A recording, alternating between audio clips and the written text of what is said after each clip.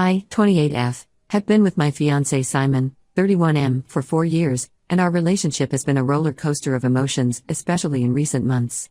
We were supposed to get married last week, but everything fell apart because of my controlling father, Patrick, 55M. To understand how we got here, I need to take you back to the beginning. I grew up in a small town in Ohio, where everyone knew everyone else's business. My childhood was relatively normal until I turned 10. That's when my parents' marriage imploded in a spectacular fashion. My mom, Tanya, 50F, had been having an affair with her yoga instructor for months. When my dad found out, it was like a bomb went off in our family. The divorce was messy and drawn out. My mom, feeling guilty and wanting a fresh start, moved to California. I stayed with my dad in Ohio, more out of necessity than choice. He was a successful accountant and could provide stability, while my mom was starting over with nothing but her yoga mat and a suitcase full of regrets. After the divorce, my dad changed. The once easygoing man who used to take me fishing on weekends transformed into a strict, overprotective parent. He installed a security system that would ping his phone every time I entered or left the house. He vetted all my friends and insisted on chaperoning every school dance. At the time, I thought he was just being cautious, but looking back, I realize he was terrified of losing me like he lost my mom. I spent summers with my mom in California, but our relationship was strained. She was busy trying to build a new life, working 2 jobs and dating a series of men who seemed to get progressively younger. I felt like an afterthought in her new world, a reminder of the life she'd left behind. When I turned 18, I saw college as my ticket to freedom.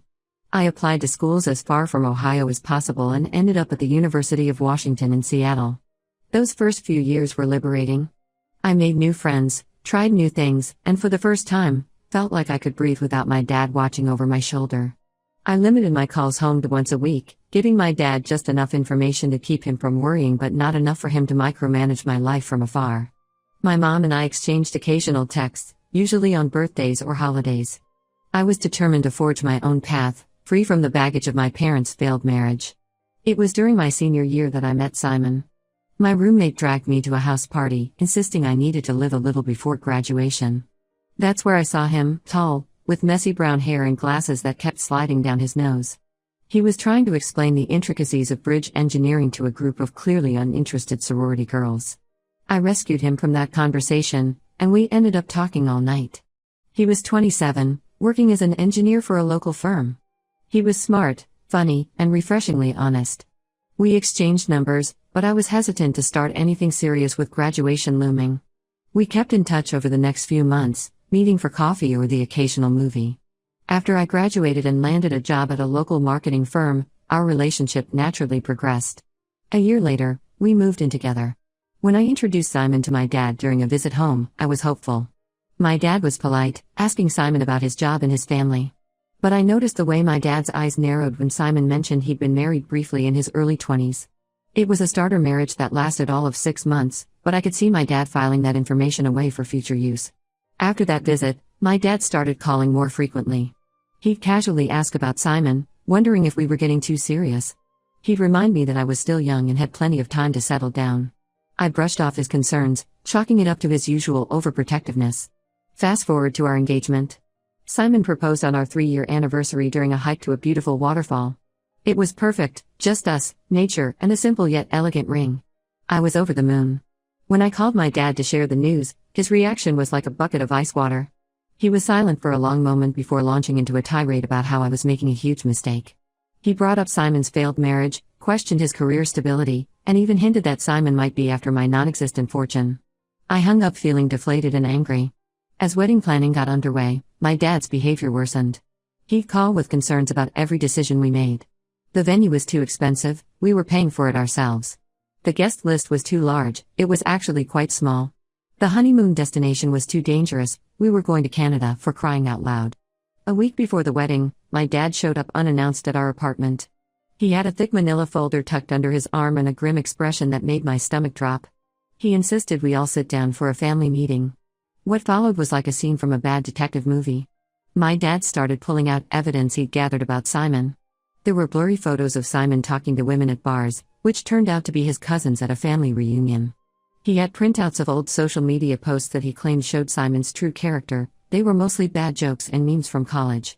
The final blow was a fake background check report that my dad had clearly fabricated himself. I was livid. I told my dad he was out of line and needed to leave. Simon, bless him, remained calm throughout the ordeal, even offering to address each of my dad's concerns point by point. We agreed to talk to my dad again in a few days, hoping he'd come to his senses once he realized how ridiculous he was being. The day before our wedding rehearsal, my dad called. He said he had irrefutable proof of Simon's misdeeds and insisted on meeting us at a cafe near our venue. Against my better judgment, and despite Simon's reservations, I agreed. I thought if we could just clear the air, we could salvage the relationship and move forward with the wedding. What happened next still feels like a bad dream. My dad showed up at the cafe with a woman I'd never seen before. He introduced her as Jennifer, 29F, claiming she was Simon's secret girlfriend. Jennifer launched into a rehearsed sounding story about her long-term relationship with Simon, complete with details about secret rendezvous and promises of a future together. I looked at Simon, expecting to see anger or indignation. Instead, he looked completely baffled. He swore he had never seen this woman before in his life. The situation quickly devolved into a shouting match with my dad and Jennifer on one side, and Simon and me on the other. Just as I was about to storm out, Jennifer's facade cracked. She burst into tears and confessed that my dad had paid her to lie. She apologized profusely, saying she was an out-of-work actress who needed the money. She fled the cafe, leaving behind a stunned silence. The betrayal I felt in that moment was indescribable. My own father had gone to such extreme lengths to sabotage my happiness.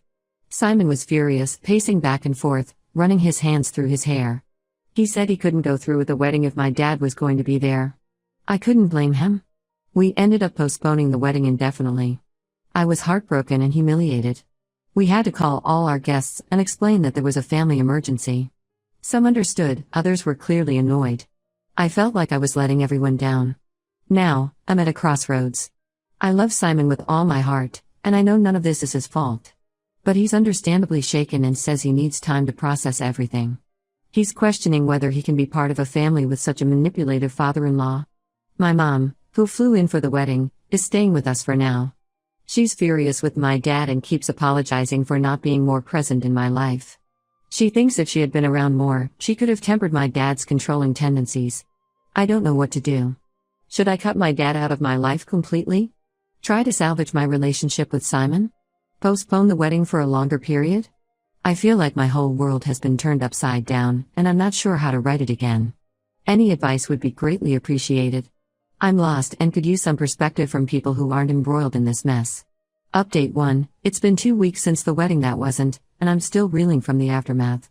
First and foremost, I want to thank everyone who commented on my original post. Your support, advice, and even your harsh truths have been a lifeline during this chaotic time. These past 14 days have been a whirlwind of emotions, difficult conversations, and some surprising revelations. I've cried more than I thought possible, but I've also found strength I didn't know I had.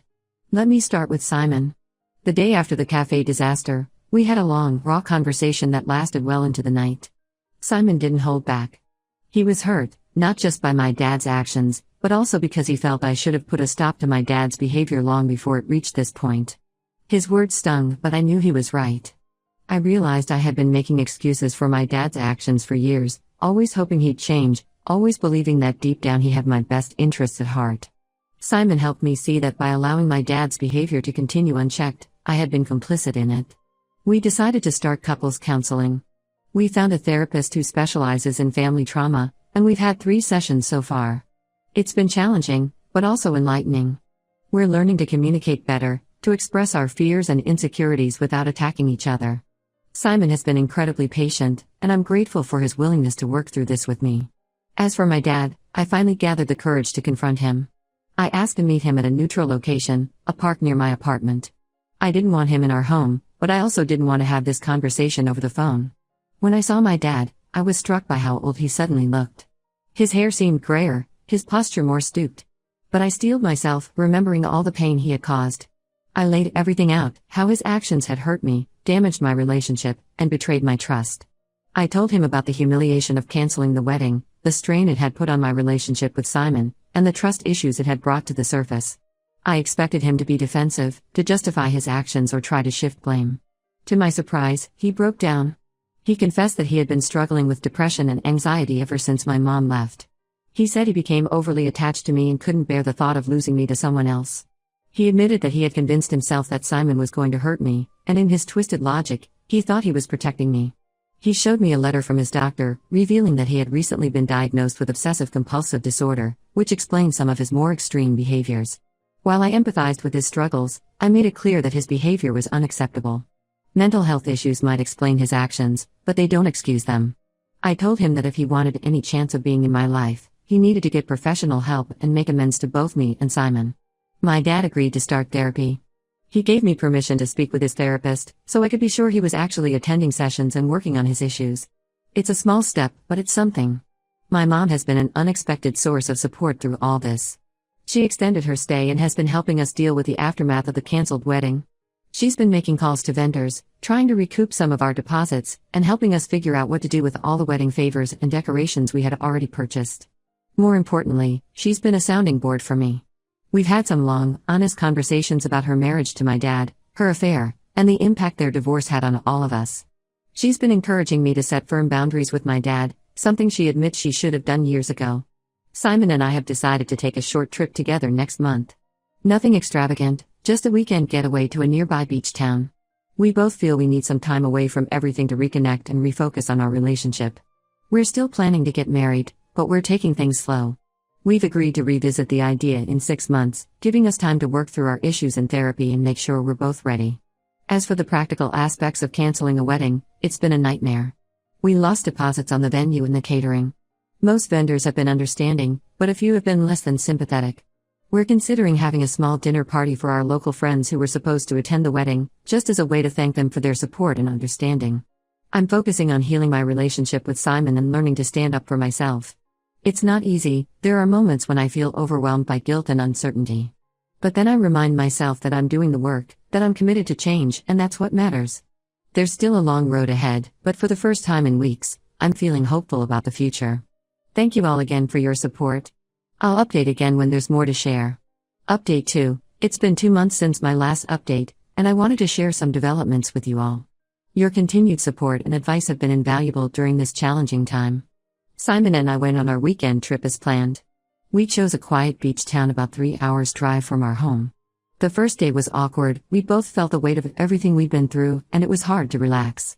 But as the weekend progressed, we found ourselves opening up more. We had some deep conversations about our future and what we both want.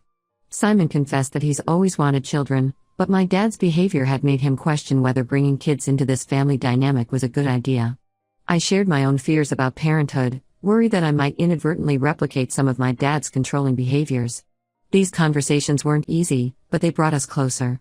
We realized we both wanted the same things: a strong partnership, a family of our own, and the tools to break the cycle of dysfunction we both experienced in our families. When we returned home, we made a big decision. We're moving forward with our wedding plans, but on our own terms. We're planning a small, intimate ceremony with just our closest friends and immediate family. No big production, no stress, just us celebrating our love surrounded by the people who have supported us through this difficult time. We've set a date for 3 months from now. It feels soon, but also right. We don't want to wait any longer to start our life together, and we feel that this smaller ceremony better reflects who we are as a couple. My dad has been seeing a therapist regularly. He sends me weekly updates on his progress, which I appreciate, but he's also respecting my request for space. Last week, he sent a heartfelt letter apologizing to Simon.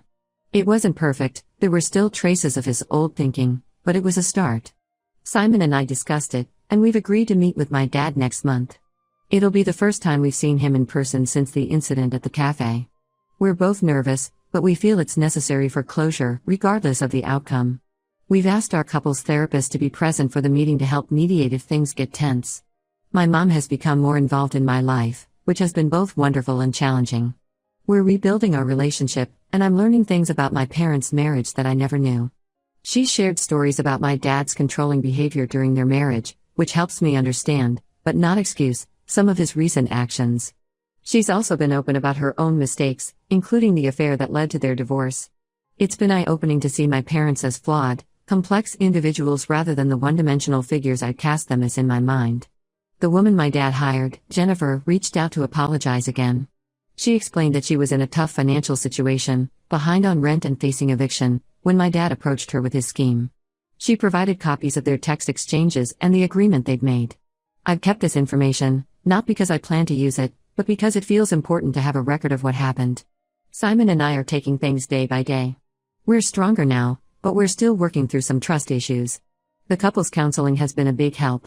We've learned techniques for communicating more effectively and for supporting each other through difficult moments. I'm learning to stand up for myself and set boundaries, not just with my dad, but in all areas of my life. It's not always easy, I still find myself slipping into old patterns sometimes. But I'm getting better at recognizing when I'm doing it and correcting course. Work has been a welcome distraction through all of this. I recently took on a big project at the marketing firm, leading a campaign for a new client. It's challenging, but it's also helping me rebuild my confidence. Simon has been incredibly supportive, listening to my ideas and offering encouragement when I doubt myself. We've also started talking about our future beyond the wedding. We're considering buying a house in the next year or two. It feels good to be making plans again, to be looking forward instead of always glancing over our shoulders. As we approach our rescheduled wedding date, I find myself feeling a mix of excitement and nervousness. But it's a different kind of nervousness than before. This time, it's not about whether we're doing the right thing, but about starting this new chapter of our lives together. Thank you all for your continued support. I'll update again after our meeting with my dad and as we get closer to the wedding. Update 3. It's been 6 months since this whole ordeal began, and I wanted to give a final update. So much has happened, and I'm in a very different place now than I was when I first posted. First and most importantly, Simon and I got married last weekend. It was a beautiful, intimate ceremony in a small garden with just 30 of our closest friends and family. It was nothing like our original plans, but it was perfect for us. We wrote our own vows, and there wasn't a dry eye in the garden when we finished. The meeting we had with my dad a few months ago went better than expected. He's been consistently working with his therapist, and the change in him is noticeable. He's less anxious, more willing to listen, and he's learning to respect boundaries. During our meeting, he apologized to both Simon and me. He admitted that his actions were driven by his own fears and insecurities, not by any real concern about Simon's character. He also shared that he's been diagnosed with an anxiety disorder and is on medication now, which has helped him manage his intrusive thoughts. After a lot of discussion and soul-searching, we decided to invite my dad to the wedding. It wasn't an easy decision, but it felt right. He attended, and to his credit, he was on his best behavior. He even gave a short, emotional speech at the reception, apologizing publicly for his actions and promising to do better. It was a powerful moment of healing for our family. Simon has been incredible throughout this whole process. He's shown me what true partnership looks like, supporting me while also maintaining his own boundaries. Our relationship is stronger than ever.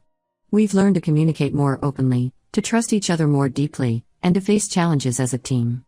My mom walked me down the aisle. Over these past months, we've rebuilt our relationship, and I'm grateful for her presence in my life now. She's become someone I can turn to for advice and support, something I never thought would be possible given our strained relationship in the past. As for me, I've learned so much about setting boundaries and standing up for myself. I'm in therapy on my own now, working through some of the issues that stem from my childhood. It's not always easy, but I'm in a much better place emotionally and mentally. We're settling into married life now, and it feels wonderful. We're planning a belated honeymoon for next summer, a trip to New Zealand that we're both excited about. We've also started looking at houses in a nearby neighborhood, thinking about putting down roots. This whole experience, as difficult as it was, taught me valuable lessons about family, love, and self-respect. While I wouldn't wish it on anyone, I'm grateful for the growth it's brought. I've learned that it's possible to love someone while still holding them accountable for their actions. I've learned that it's okay to prioritize my own well-being and that of my relationship. And I've learned that with work and commitment, it's possible to break dysfunctional family patterns. I want to thank everyone who's followed this story and offered support and advice along the way. Your words helped more than you know, giving me strength when I felt lost and offering perspective when I couldn't see clearly. For anyone going through something similar, I want you to know that it does get better. It takes work, and it's not always easy, but it's possible to come out the other side stronger and happier.